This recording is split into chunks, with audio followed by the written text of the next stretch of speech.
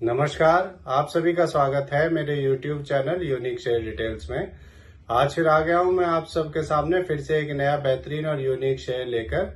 चलिए आप सबको उसके बारे में बताऊंगा। उससे पहले आप मेरे चैनल को सब्सक्राइब और मेरे वीडियोस को लाइक करते रहिए, जिससे कि रोजाना आपको ऐसे ही नए नए बेहतरीन और यूनिक शेयरों के बारे में पता चल सके।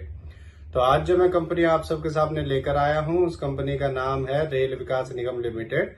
और इस कंपनी में क्या बड़ी खबर आई है वो भी मैं आपको बताऊंगा, और अपने इस वीडियो के लास्ट में आपको ये भी बताऊंगा कि ये कंपनी कैसी है, आपको इसका शेयर लेना चाहिए या नहीं लेना चाहिए, और इस कंपनी के नेगेटिव और पॉजिटिव पॉइंट्स क्या है। तो उसके लिए आप मेरा वीडियो लास्ट तक देखिएगा, तभी आपको इन सब बातों का पता चलेगा। तो चलिए शुरू करते हैं इस कंपनी के बारे में। इस कंपनी में एक बड़ी खबर आई है। इस कंपनी की जॉइंट वेंचर कंपनी को 156.47 करोड़ का एक ऑर्डर मिला है। यह ऑर्डर इसे साउदर्न रेलवे से मिला है। इस ऑर्डर में ये कंपनी एर्नाकुलम जंक्शन से वालाटोलोल नगर सेक्शन पर ऑटोमेटिक सिग्नलिंग का काम करेगी, तिरुवनंतपुरम डिवीजन साउदर्न रेलवे में। और ये प्रोजेक्ट ये कंपनी 750 दिन में पूरा करेगी। चलिए आगे बताता हूँ आपको। अभी 2 दिन पहले भी इस कंपनी को 495.14 करोड़ का एक ऑर्डर मिला था। ये ऑर्डर इसे National Thermal Power Corporation NTPC से मिला है।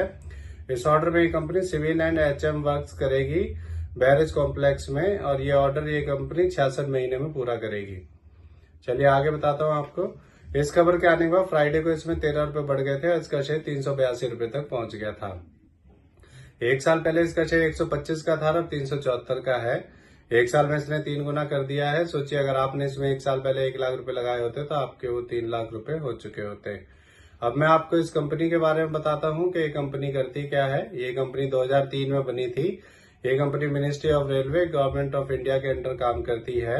ये कंपनी रेलवे इंफ्रास्ट्रक्चर को डेवलप करने का बिजनेस करती है। ये company doubling gauge conversion, new lines, railway electrification, major bridges, workshops और प्रोडक्शन यूनिट्स को डेवलप करने का काम करती है। और ये कंपनी डिविडेंड भी देती है। अब मैं आपको आगे इस कंपनी के नेगेटिव पॉइंट्स के बारे में बताता हूँ। इस कंपनी की total income including other income सिर्फ 1183 करोड़ है, जो कि बहुत कम है। इस कंपनी के प्रमोटर्स ने पिछले 3 सालों में 5.37% अपनी होल्डिंग कम की है। तो ये दोनों इसके नेगेटिव पॉइंट्स हैं।